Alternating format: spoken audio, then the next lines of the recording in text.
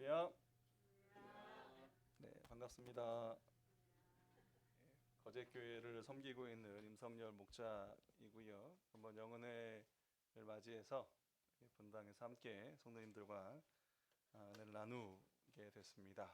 인도하신 하나님께 감사드리고요. 영원한 기간 동안 하나님의 크신 은혜가 함께하는 귀한 시간 되기를 원합니다.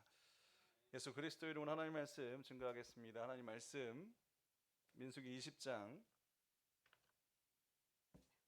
2절부터 13절 말씀입니다.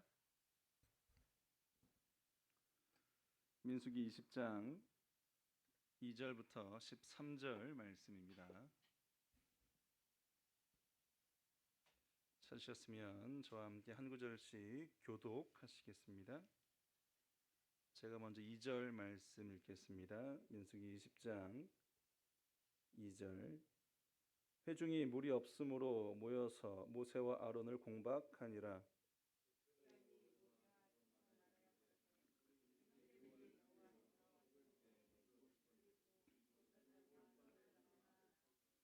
너희가 어찌하여 여호와의 총회를 이 광야로 인도하여 올려서 우리와 우리 짐승으로 다 여기서 죽게 하느냐?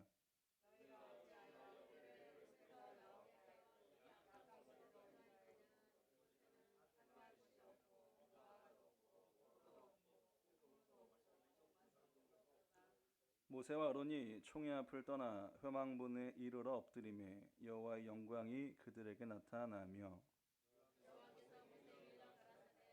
지팡이를 가지고 내 형 아론과 함께 회중을 모으고 그들의 목전에서 너희는 반석에게 명하여 물을 내라 하라.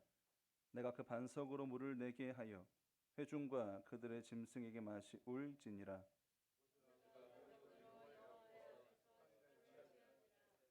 모세와 아론이 총회를 그 반석 앞에 모으고 모세가 그들에게 이르되 패역한 너희여 들으라. 우리가 너희를 위하여 이 반석에서 물을 내리야 하고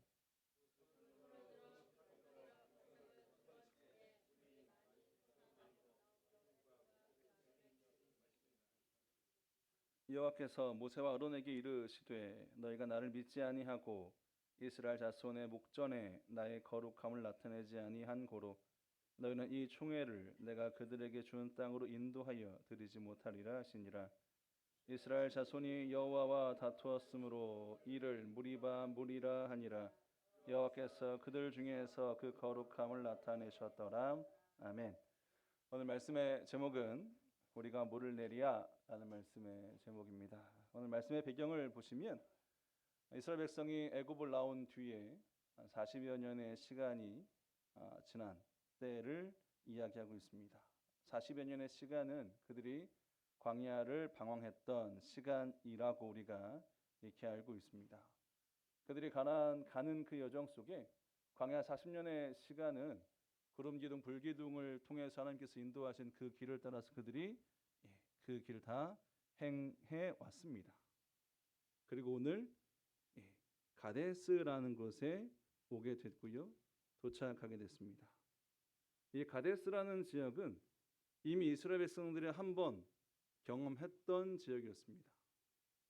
출애굽하고 난 뒤에 시간적으로 놓고 볼 때 2년 정도 됐을 즈음에 그들이 가데스 바네아에 이르게 됩니다. 거기서 그들의 행한 것은 하나님 저희 그 땅을 좀 보고 싶습니다. 정탐꾼 보내서 그 땅을 좀 정탐하고 오겠습니다. 정탐꾼을 보냈습니다. 12명 보냈고요. 보내서 돌아와서 그들이 결론 내는 것은 무엇입니까? 10명의 정탐꾼들이 그 땅은 불가능합니다. 들어갈 수 없습니다. 그러니 어떻게 해야 됩니까? 2명은 들어갈 수 있습니다. 그들은 우리 밥입니다. 우리가 얻게 될 겁니다. 하지만 이스라엘 백성들은 10명의 이야기를 듣고요. 결국 그들은 가데스 바네아에서 광야를 떠돌게 되는 사건이 바로 이 가데스 바네아였습니다. 38년이라는 시간이 지나서 다시 이곳에 도착했어요. 근데 이곳에 왔을 때 그들에게 또 다른 문제가 오늘 벌어지고 있습니다. 그 문제는 뭐였습니까? 물이 없다는 거예요. 물이 없어서 이제 다 죽게 된 상태가 바로 이 가데스에 이르는 때 그들에게 벌어진 일이었습니다. 이제 그들은 어떤 일을 하고 있습니까? 원망과 불평을 다 쏟아내고 있어요. 심지어 그들이 무엇을 말하고 있냐면 3절 말씀 보시면 2절 3절입니다. 2절 회중이 물이 없으므로 모여서 모세와 아론을 공박하니라. 3절 백성이 모세와 다투어 말하여 가로되 우리 형제들이 여호와 앞에서 죽을 때에 우리도 죽었다면 좋을 뻔하였도다. 물이 없는 그때의 원망과 불평을 내뱉으면서 한 말은 우리가 형제들 죽을 때 같이 죽었다면 더 좋았을 거야. 형제들이 죽었을 때라는 이 사건은 언제냐면 민수기 16장 말씀 보시면 고라일 땅이 반역하는 사건이 나옵니다. 고라일 땅이 반역했을 때 결국 그 일당은 다 뭐예요? 죽음을 맞게 되거든요. 그걸 떠올리는 거예요. 그때 우리가 죽는 게 더 좋았을 거야. 지금 물이 없어 고통받는 것보다 그게 훨씬 더 나을 거야. 이게 지금 이스라엘 백성들의 모습이었습니다. 5절 보시면 너희가 어찌하여 우리를 애굽에서 나오게 하여 이 악한 곳으로 인도하였느냐. 이곳에는 파종할 곳이 없고 무화과도 없고 포도도 없고 석류도 없고 마실 물도 없도다. 이들이 지금 무엇을 떠올리고 있습니까? 애굽을 떠올리고 있습니다. 애굽을 그리워하면서 야, 여기보다 애굽이 훨씬 더 좋았어. 애굽과의 땅을 비교해 보면 애굽에서 누렸던 거 지금 여긴 없잖아. 계속 지금 자기들의 처지와 형편을 뱉으며 원망 불평하고 있다라는 거예요. 이게 가데스에서 이스라엘 백성들이 물이 없을 때 보였던 반응들입니다.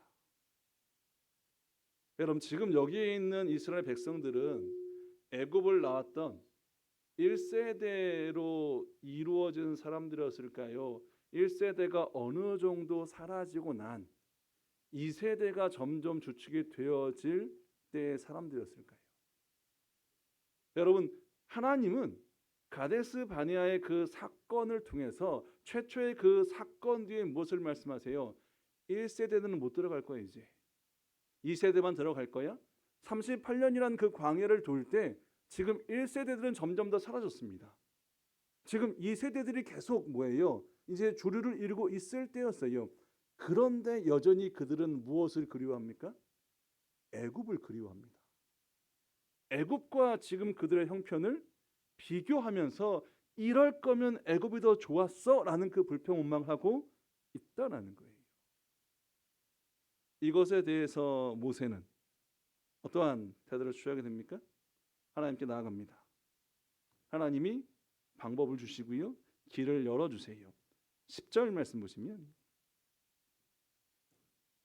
10절 11절입니다. 모세와 아론이 총회를 그 반석 앞에 모으고 모세가 그들에게 이르되 패역한 너희여 들으라. 우리가 너희를 위하여 이 반석에서 물을 내리 하고 그 손을 들어 그 지팡이로 반석을 2번 치매 물이 많이 솟아나오므로 회중과 그들의 짐승이 마시니라. 하나님이 그들에게 물을 주시겠다고 말씀합니다. 그리고 그 말씀을 따라서 모세가 우리가 물을 줄까? 반석을 2번 쳤습니다. 물이 솟아났습니다. 그리고 이스라엘 백성 그 회중과 짐승들이 물을 마시게 됩니다. 풍족하게 먹게 돼요. 여기까지 보면 모든 게 다 순탄하게 되어진 그림이 그려집니다. 그런데 하나님은 이것을 놓고서 진노하세요. 하나님의 진노하심을 성경은 이어서 기록하고 있다는 겁니다. 12절 보시면 여호와께서 모세와 아론에게 이르시되 너희가 나를 믿지 아니하고 이스라엘 자손의 목전에 나의 거룩함을 나타내지 아니한 고로 너희는 이 총회를 내가 그들에게 준 땅으로 인도하여 드리지 못하리라 하시니라. 하나님의 말씀이 뭐예요? 모세 너는 들어가지 못한다는 거예요. 지금까지 모세가 힘겹고 어렵게 여기까지 그들을 이끌고 온 건 모세가 받았던, 아니 이스라엘 백성이 받았던 가나안이란 그 약속 때문에 여기까지 온 거였어요. 오는 내내 백성들이 원망과 불평을 일삼았지만 그거 다 견디고 여기까지 왔는데 지금 하나님 뭘 말씀하세요? 넌 들어가지 못해. 넌 들어갈 수 없어. 하나님이 왜 이렇게 말씀했을까요? 오늘 무리바에서 반석에서 물이 나는 사건 속에서 모세가 실수한 게 있다는 겁니다. 잘못한 게 있다는 거예요. 아니 이건 굉장히 치명적이고 결정적인 실수를 그가 범하고 있다는 겁니다. 여러분 결국 모세는 가나안 들어갑니까? 못 들어갑니다. 그럼 오늘 이 사건이, 오늘 이 말씀을 통해서 우리가 얻을 교훈은 무엇이냐는 거예요. 어떠한 교훈을 하나님 우리에게 이 말씀을 통해 주시고 있을까? 우리가 봐야 될 교훈은 뭐냐면 믿음의 사람은 감정에 치우쳐서는 안 된다는 겁니다. 감정에 치우치는 것이, 아니 감정에 휩쓸리는 것이 오늘 모세가 얻게 될 그 결과를 또한 믿음의 사람들이 얻게 될 결과일 수 있다라는 거예요. 3절 말씀 보시면 3절입니다. 백성이 모세와 다투어 말하여 가로되 우리 형제들이 여호와 앞에서 죽을 때 우리도 죽었다면 좋을 뻔하였도다. 여러분 이 사건을 시편 기자가 어떻게 기록하고 있냐면 시편 106편 32절 33절입니다.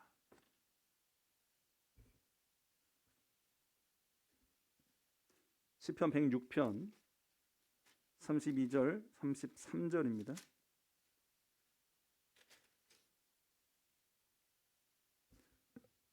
시편 106편 32절 33절 말씀.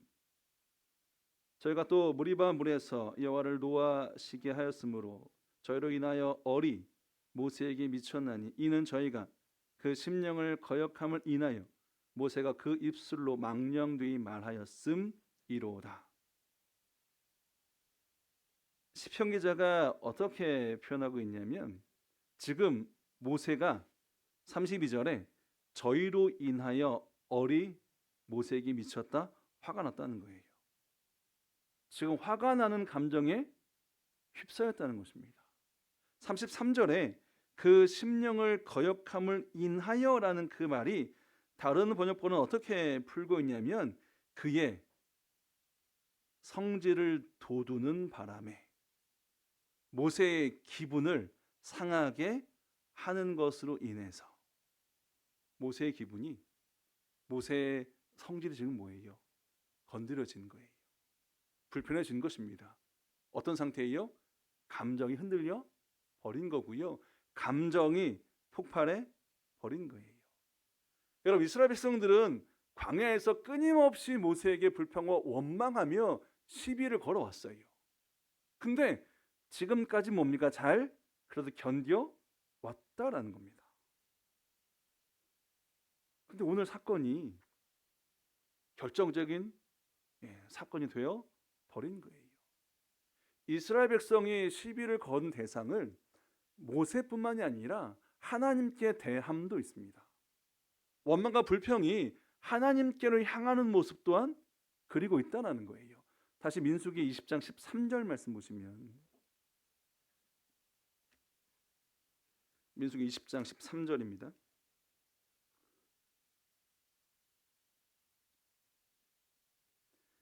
이스라엘 자손이 여호와와 다투었으므로 이를 무리바 물이라 하니라.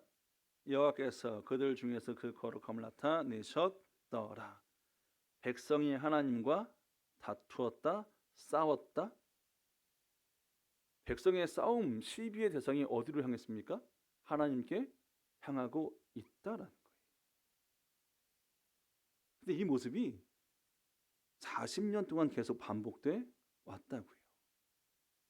한편으로 보면 물이 없어서 물 때문에 정말 죽을 것 같은 그 심정에 놓여 있는 그들이 이해가 되기도 할 것 같습니다. 그런데 이해가 되지 않는 부분도 있어요. 왜냐하면 지금껏 그런 상황을 이기고 여기까지 왔거든요. 근데 이겨낸 건 하나님께서 하신 일들로 그 은혜로 이루어진 결과가 분명히 그들에게 있었습니다. 그런데 그들은 뭐예요? 계속 잊어버렸어요. 그럼 매번 똑같이 반복합니다. 원망, 불평, 없어요, 부족해요, 주세요. 다툼이 끊임없이 일어났던 것, 근데 지금까지는 잘 왔다고요, 모세가. 근데 오늘은 그러지 못했던 부분을 볼 수 있다는 겁니다. 다시 본문 10절, 11절 말씀 보시면 10절 모세와 아론이 총회를 그 반석 앞에 모으고 모세가 그들에게 이르되 패역한 너희여 들으라. 우리가 너희를 위하여 이 반석에서 물을 내랴. 이스라엘 백성을 뭐라고 지칭하고 있습니까? 패역한 사람들. 여러분, 패역한 사람들이란 반역자들, 불평자들. 야, 너희들 언제까지 불평하고 있을 거야? 언제까지 그렇게 원망하고 있을 거야? 지금까지 은혜를 경험했음에도 불구하고 그거 다 잊어버리고 언제까지 지금 상황에 갇혀서 그 상황 때문에 불평과 원망을 나에게 시비 걸고 심지어 하나님께 시비 걸며 그렇게 살 거냐는 거예요. 여러분, 이 말은 어떤 감정이 들어간 겁니까? 이제 참을 만큼 참았어. 이제 할 만큼 다 했다라는 거예요. 그 다음 말이 뭡니까? 우리가 물을 줘야 되겠니? 꼭 우리가 보여줘야 너희가 깨닫겠니? 모세가 그와 같은 표현을 지금 하고 있는 거예요. 감정을 지금 터뜨리고 있습니다. 근데 이것에 대해서 하나님 말씀이 뭐였습니까? 12절 여호와께서 모세와 아론에게 이르시되 너희가 나를 믿지 아니하고 이스라엘 자손의 목전에 나의 거룩함을 나타내지 아니한 고로 너희는 이 총회를 내가 그들에게 주는 땅으로 인도해 드리지 못하리라 하시니라. 하나님 뭘 말씀하냐면 이스라엘 앞에서 하나님의 거룩함을 나타내지 않았대요. 하나님의 거룩함을 가리웠대요. 지금 하나님의 거룩함이 나타나야 될 때인데 지금 사건은 하나님이 영광받아야 될 사건인데 지금 모세가 감정을 터뜨리는 이 일로 인해서 그 거룩함이 뭡니까? 가리워졌습니다. 그 거룩함이 나타나지 않았다는 거예요. 믿음의 사람의 행위는 결국 다 무엇을 위한 것입니까? 하나님께 영광 되는 것, 하나님의 거룩함을 드러내는 것, 이게 믿음의 사람들의 모습이고 행위여야 됩니다. 그런데 지금 모세가 뭐예요? 그걸 가려버렸다고요. 거룩함이 드러날 사건 속에서 그가 그 중요한 사건을 지금 뭐예요? 나타나지 못하는 일로 막아버렸다는 것입니다. 무엇이 이렇게 한 거예요? 감정이 이렇게 한 겁니다. 감정을 통제하지 못하고요. 감정을 관리하지 못하고요. 감정에 휩쓸려 버렸을 때 이와 같은 일이 벌어졌다라는 거예요. 13절에 분명히 하나님이 무엇을 말씀합니까? 마지막 후반 보시면 여호와께서 그들 중에서 그 거룩함을 나타내셨더라. 순전히 이 사건은 하나님의 거룩함을 위한 사건임을 다시금 강조하고 있다는 거예요. 근데 모세가 이렇게 감정을 관리하지 못한 것은 한편으로 이해되는 부분도 있습니다. 모세의 상황을 보면 그래, 이렇게 감정을 주체하지 못할 수도 있겠구나라는 생각이 든다라는 거예요. 여러분, 성경은 모세를 어떻게 증거하고 있습니까? 민수기 12장 3절 말씀 보시면, 민수기 12장 3절입니다.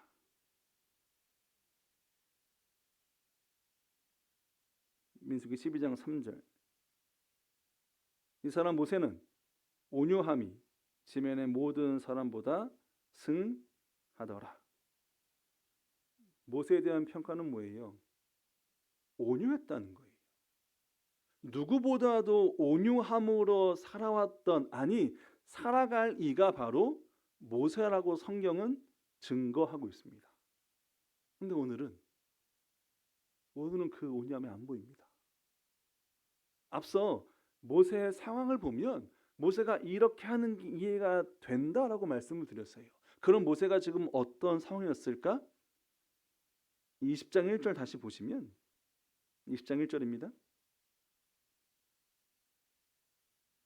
정월에 이스라엘 자손 곧 온 회중이 신 광야에 이르러서 백성이 가데스에 거하더니 미리암이 거기서 죽음에 거기 장사하니라.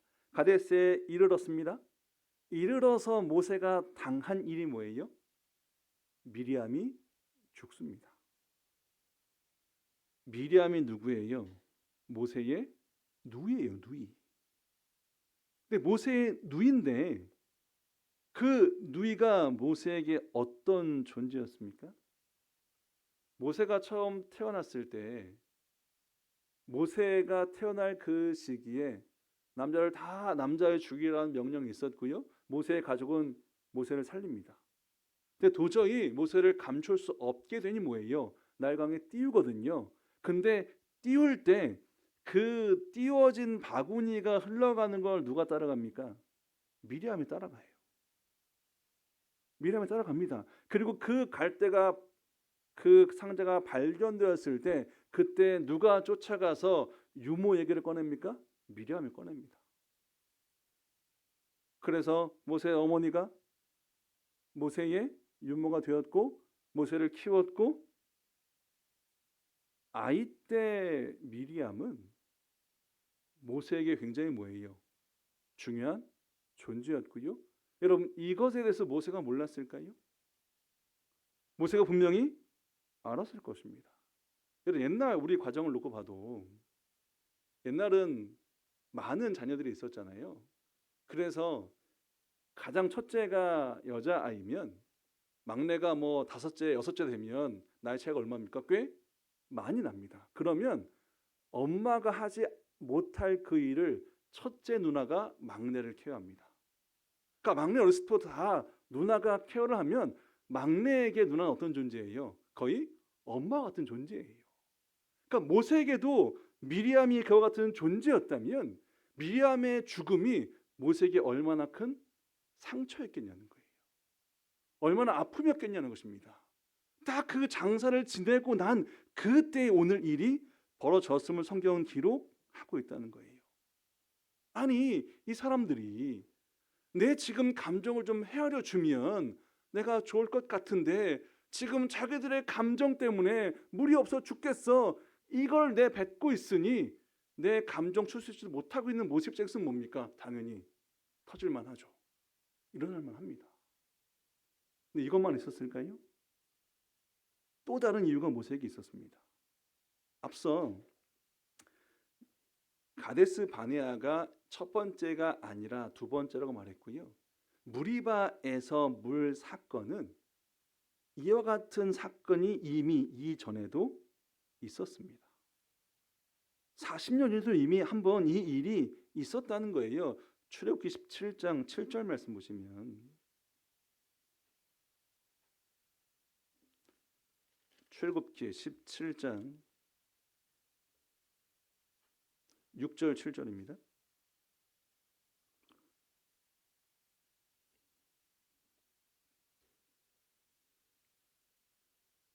출애굽기 17장 6절 7절 말씀.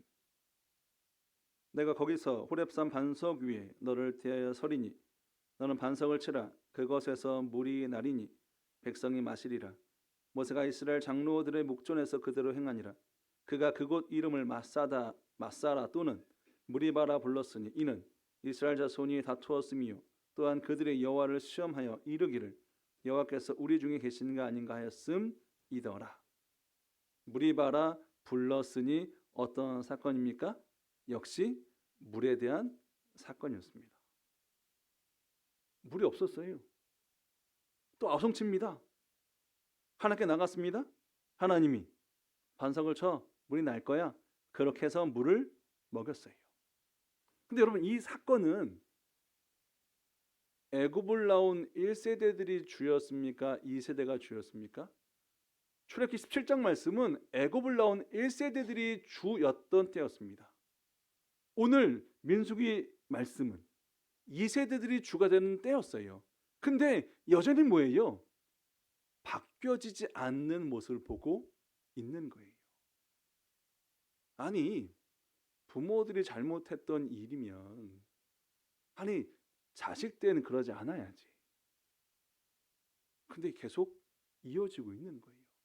부모들은 은혜를 경험하지 못한, 은혜를 경험한 때가 적어서 그랬을 수 있다면 그 다음 세대들은 광야 그 시간 동안 이미 은혜를 받았잖아요. 그럼 이제 좀 달라질 만한데 여전히 뭡니까?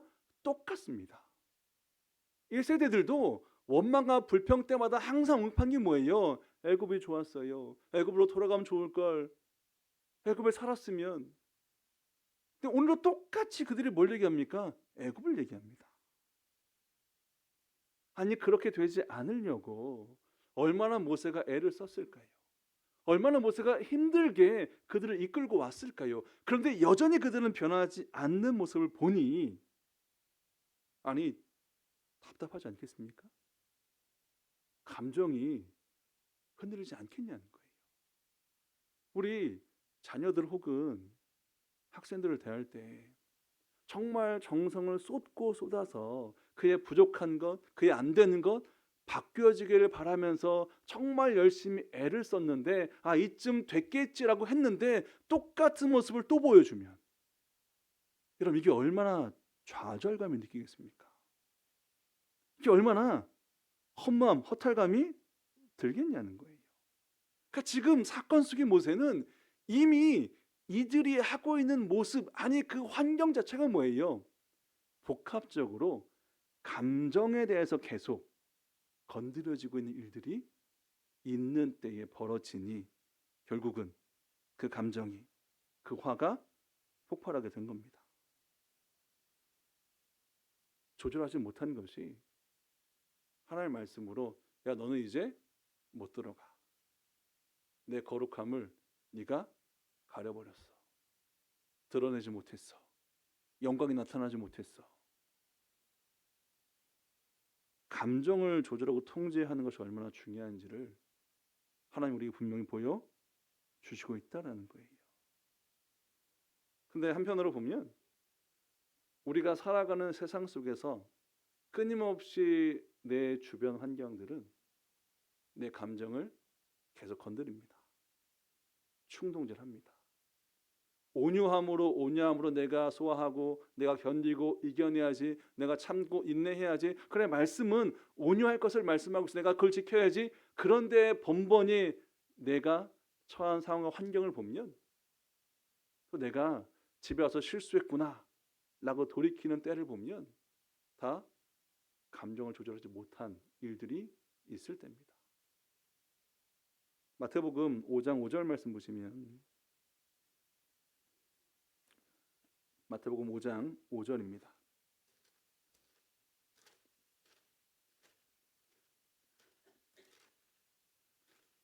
마태복음 5장 5절 말씀.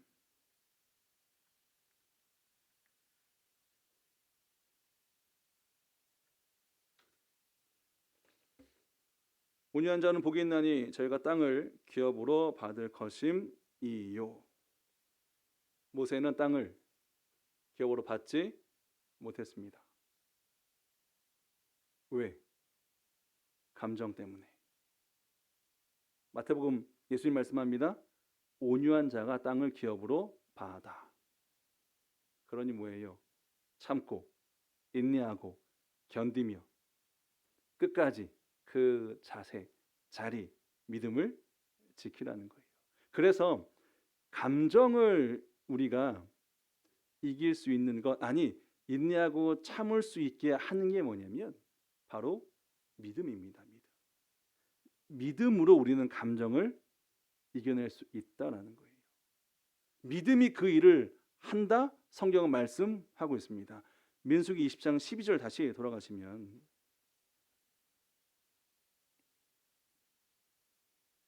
민수기 20장 12절입니다. 여호와께서 모세와 아론에게 이르시되 너희가 나를 믿지 아니하고 이스라엘 자손의 목전에서 나의 거룩함을 나타내지 아니한 고로. 하나님은 지금 이 사건을 무엇이라고 보고 있습니까? 그들이 믿지 않았기 때문이라고 얘기합니다. 믿지 않은 결과가 지금의 결과라는 거예요. 결국 모세의 실수는 뭐냐면 믿지 않은 것, 다시 말하면 믿음을 잃어버린 거예요. 믿음을 잃어버리니까 믿음으로 지금까지 견디고 버텼던 게 뭐예요? 순식간에 다 무너져 버린 거예요. 물이 없어 찾아왔습니다. 거칠게 항해했습니다. 근데 이건 계속 반복된 일이었다니까요. 그럼 모세 입장에선 얘네가 또 이러네. 그래, 매번 그랬던 애들이니까 오늘도 그러나 봐. 뭐 이제 이 일은 내게 익숙해. 내가 할 수 없는 일은 누구한테? 하나님께 나아가면 돼. 하나님께 나가요. 그리고 묻습니다. 하나님 답을 주세요. 이게 얼마나 믿음의 모습입니까? 내가 하지 못하는 건 내가 하려고 한 게 아니에요. 하나님이 하신다는 걸 믿고 있었기 때문에 나가서 그 믿음으로 구합니다. 하나님 길을 열어주셨습니다. 그렇게 나와서 하고 있는 것, 여기까지는 딱 뭐예요? 믿음의 행위입니다. 믿음의 행위예요. 근데 그 다음이에요. 그 다음이 뭐였습니까? 내가 물을 줄까? 우리가 물을 내야겠니? 그리고 반석을 2번 칩니다. 근데 여기서 하나님이 명확히 모세에게 명하신 말씀이 뭐였습니까? 반석을 치라고 했을까요? 반석에게 명하라고 했을까요? 명하라고 했습니다. 하나님의 말씀은 분명했어요. 모세야, 너 가서 반석에게 선포하면 돼. 물 나와라 하면 돼. 그럼 물 줄 거야. 그럼 모세는 그렇게 하면 되는 거예요. 근데 모세 어떻게 합니까? 반석을 칩니다. 몇 번 칩니까? 2번 칩니다. 그리고 뭐라고 그들에게 말합니까? 우리가 물을 줄까? 이게 전적으로 누구에 의한 일이라고 얘기하는 거예요. 우리, 나, 모세, 내가 물 줄까? 물을 주는 주체가 누구예요? 하나님이에요. 이 은혜 주체는 하나님입니다. 그런데 그걸 지금 누가 뺏어가고 있는 거예요? 모세가 뺏어가고 있는 겁니다. 뭘 통해서? 말씀에 순종하지 않음을 통해서. 우리 이제 학생들, 중고등학생들이 시험 보면 요즘 시험 기간일 거예요. 시험 본 학생들이 수고했다고 선생님이 학생들에게 선물을 줍니다. 사탕을 주거나 초콜릿을 줍니다. 반장 와봐, 회장 와봐, 이거 나눠줘. 근데 회장이 나눠줄 때, 야, 내가 선생님한테 이거 받아서 너희한테 주는 거야. 그러니까 너희 맛있게 먹으면 돼. 여러분, 이건 이 사탕 초콜릿 누가 주는 거예요? 회장이 그렇게 얘기한 건 결국 누가 드러나고 싶은 겁니까? 자기가 한 게 드러나고 싶은 거예요. 이거 내가 한 거야, 내가 이루는 거야, 이거 드러내고 싶은 겁니다. 정말 선생님 말씀에 그대로 했다면 그들은 누굴 볼까요? 선생님을 봅니다. 지금 딱 누가 그 일을 하고 있는 겁니까? 모세가 그 일을 하고 있는 거예요. 여러분, 하나님이 믿지 않았다는 그 말씀 속엔 믿음에 대해서 어떻게 보고 있냐면, 믿음은 말씀에 순종하는 건데, 순종이 곧 믿음인데 모세는 뭐예요? 순종하지 않았다는 거예요. 내가 믿지 않은 거야.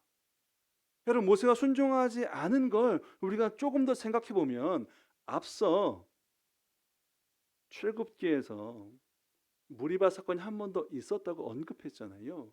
호렙산 반석에서 물이 넘쳐날 때 그때 하나님이 모세에게 무엇을 명령했습니까? 너 가서 반석을 치라고 말씀해요. 그러니까 모세의 기억 속에 어떤 기억도 있는 거예요? 반석을 쳤던 기억도 있습니다.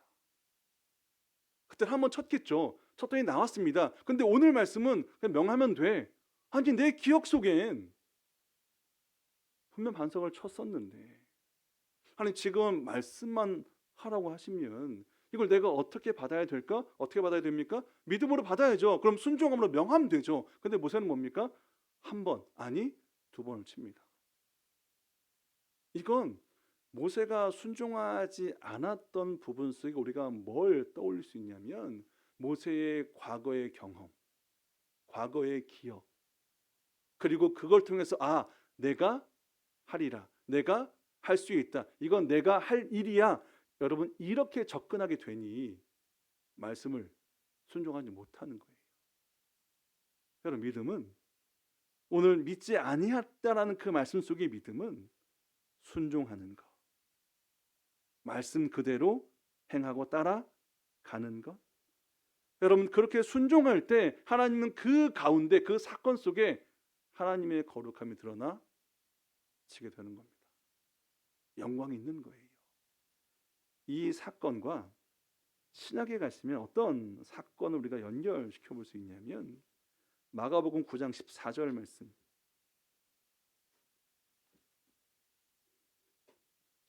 마가복음 9장 14절입니다.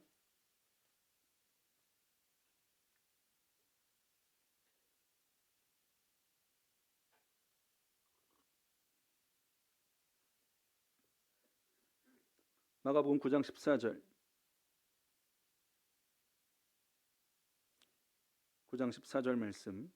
저희가 이에 제자들에게 와서 보니 큰 무리가 둘렀고 서기관들이 더불어 변론하더니 온 무리가 곧 예수를 보고 심히 놀라며 달려와 문안하거늘. 이 사건은 9장 1절부터 보시면 예수님이 제자들을 이끌고 산에 올라가셔서요 변형되신 모습을 보여주십니다. 데리고 올라간 제자는 3명이었고요. 나머지 제자는 밑에 있었습니다. 근데 그 변형된 사건을 경험하고 내려왔더니 그 밑에 어떤 일이 있었습니까? 제자들이 서기관들과 변론하고 있었어요. 그 변론 내용이 뭐였습니까? 16절 보시면 예수께서 물으시되 너희가 무엇을 저희와 변론하느냐? 무리 중에 하나가 대답하되 선생님 병원에 귀신 들린 내 아들을 선생님께 데려왔나이다. 귀신이 어디서든지 저를 잡으면 거꾸러져 거품을 흘리며 이를 갈며 그리고 파리하여 가는지라. 내가 선생의 제자들에게 내어 쫓아달라 하였으나 저희가 능히 하지 못하더이다. 예수님이 산에 있을 때 밑에 있는 제자들에게 귀신 들린 아이를 가지고 있는 부모가 와서 뭐예요? 낫게 해주세요라고 청했다는 거예요, 제자들한테. 근데 제자들은 뭐 했습니까? 낫게 하지 못했습니다. 근데 이 사건에 대해서 예수님이 뭐라고 말씀하시냐면 19절. 대답하여 가라사대 믿음이 없는 세대여. 내가 얼마나 너희와 함께 있으며 얼마나 너희를 참으리요? 그를 내게로 데리고 오라 하시매. 제자들을 뭐라고 부릅니까? 믿음이 없대요. 여러분 제자들이 믿음이 없었습니까? 믿음이 있었는데 뭐예요? 지금 믿음이 없다는 거예요. 지금 이 상황 속에서 그들의 믿음이 사라져 버렸다는 겁니다. 여러분 제자들은 이미 귀신 내어 쫓고요 병자를 치유하는 일을 했었어요. 마가복음 8장에 보시면 예수님이 둘둘씩 보내시면서 권능을 주셨고요. 그 권능을 가지고 실제 제자들은 귀신 쫓아내고요. 병자 치유하고요. 그 기적들을 다 행했습니다. 근데 오늘은 해요 못해요? 못합니다. 왜 못했을까요? 제자들에게 지금 뭐가 있습니까? 과거의 기억이 있습니다. 과거 했으니까 뭐예요? 지금도 되겠지. 근데 과거는 뭐예요? 전적으로 하나님 아니 예수님의 능력을 의지했을 때는 됐던 일이 지금 뭐예요? 내가 했으니까 내가 지금도 할 수 있어. 여러분 이 생각 속에는 과거에 예수님만 붙들었던 그 믿음이 지금 뭐예요? 없는 거예요. 사라지는 것입니다. 그러니 못한 거예요. 예수님은 그걸 말씀하는 거예요. 지금 너희에게 믿음이 없다는 겁니다. 근데 이 사건을 쭉 풀면 예수님이 결국 무엇을 말씀합니까? 23절에 믿는 자에게는 능치 못할 일이 없느니라. 24절 나의 믿음 없는 것을 도와 주소서 하더라. 믿음이면 모든 게 다 가능하다는 겁니다. 할 수 있거든요. 의심, 이게 필요 없는 게 믿음이라는 거예요. 그리고 나서 이 일이 끝난 뒤에 제자들이 묻죠. 예수님, 왜 저희는 쫓아내지 못했습니까? 29절 이르시되 기도 외에 다른 것으로는 이런 유가 나갈 수 없느니라 하시니라. 예수님은 왜 묻는 그들에게 기도밖에 없다라고 말씀했을까요? 여러분, 기도는 어떤 시간이에요? 전적으로 하나님을 의지하는 시간입니다. 내가 다 내려놓고요, 내려놓은 그 자리에 하나님의 것으로 채우는 자리가, 내 것을 다 버린 자리가 뭐예요? 이게 기도의 자리예요. 여러분, 믿음의 삶은 간혹 우리가 헷갈리는 게 뭐냐면, 옛날에 해왔던 것, 옛날 속에 갇혀서 그것이 지금도 유효한 걸로 여기고요, 지금도 내가 그렇게 하면 되겠지라는 생각을 가지고 있다는 거예요. 그런데 옛날은, 말씀이 빠져버린 옛날은 그건 믿음의 자리가 아니라는 거예요. 말씀, 여러분, 그것을 따르고 그것에 순종하여 그것대로 행함, 거기에 믿음이 있고요, 그 믿음으로 행할 때 모든 일을 다 할 수 있는 겁니다. 우리가 신앙생활 할 때마다 계속 듣고 반복되는 말이 바로 믿음이에요. 그러니까 믿음은 너무나 흔할 수 있고요, 너무나 익숙할 수 있습니다. 하지만 그 믿음이 그렇기 때문에 또한 뭐예요? 우리에게 멀어지는 수가 있다는 거예요. 여러분, 그런 거 있잖아요. 너무 익숙하면 익숙해서 있는지 없는지도 모르는 게 있습니다. 지하철 유실물 센터에 가면 사람들이 가장 많이 잃어버려서 유실물 센터에 보관되어 있는 많은 것이 뭘까요? 가장 많은 거. 순위를 매겨봤어요. 1번이 가방이래요. 2번이 휴대폰이래요. 근데 생각해보면 여러분, 가방이나 휴대폰은 뭐예요? 사람들이 항상 함께 있는 것이에요. 근데 항상 함께 있다 보니 뭐예요? 또한 소홀하기 쉬운 거라는 겁니다. 잊어버릴 수 있다는 거예요. 믿음 익숙하기 때문에 도리어 그것을 소홀할 수 있는 것이 또한 믿음이다. 그러니 그 믿음이 나한테 있겠지라고 하는 그때에 내게 감정이 흔들릴 만한 일들이 계속 연이어 이어지면 뭐예요? 믿음을 놓고요, 그 감정들은 뭐예요? 쏟아내는 겁니다. 분노하고요, 화내고요, 성질 부리고요, 그렇게 살아갈 수 있게 된다는 거예요. 여러분, 사람들이 감정을 내는 걸 보면 때론 나를 방어하기 위해서 감정을 내기도 하고요, 누군가를 공격하기 위해서 감정을 내기도 하고요, 그냥 나한테 조금 불편한 것 같으면, 나에게 손해되는 것 같으면, 내 생각과 다르면 감정을 내는 일들이 계속 벌어진다는 겁니다. 하나님 말씀 뭐예요? 감정을 내라고 말씀합니까? 온유하라고 말씀합니까? 온유하라고 말씀해요. 감정에 휘둘리지 말라는 겁니다. 감정 때문에 실수들을 범하지 말라는 거예요. 우리의 감정을 붙들 수 있는 건 분명히 오늘 말씀을 통해서 주시는 방법은 뭡니까? 믿음이라는 겁니다. 믿음을 소홀히 하지 말라는 거예요. 믿음 붙들고 믿음 잊어버리지 말고 믿음 꼭 가지고 항상 살고 있어야 그 믿음이 우리의 마음을, 감정을 지켜준다는 거예요. 고린도후서 13장 5절 말씀 보시면, 고린도후서 13장 5절입니다.